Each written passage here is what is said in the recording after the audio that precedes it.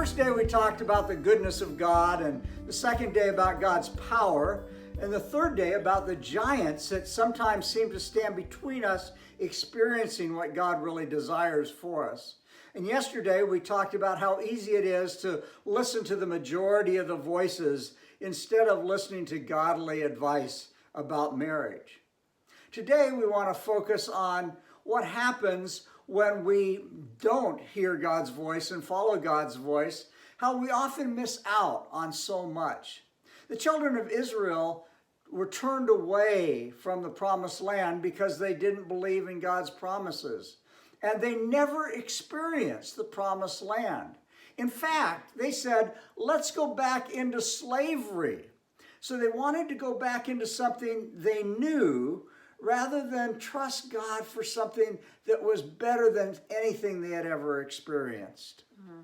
And again, I think we can take some lessons from the children of Israel and just consider, what will we miss out on if we're not obedient to, if we don't press into hearing God's voice and believing that He has the power to actually accomplish that in our lives. There are many, many who come to us for counseling who believe that they have only two options before them. One is to stay miserably married, and the other is to divorce or end their marriage. And let me say quickly that we do understand that there are situations where divorce is the lesser of two evils.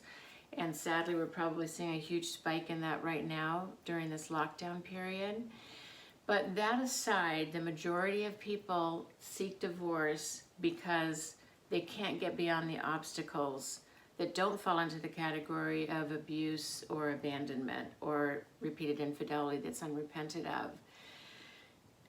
What we say is actually there's door number 3. Your options are not just to stay miserably married or to end in divorce, but door number 3 has behind it a reconciled, a renewed marriage that you can experience because of the power of God, trusting Him, walking obediently with Him, and doing the work that it takes to rebuild a relationship that is broken down.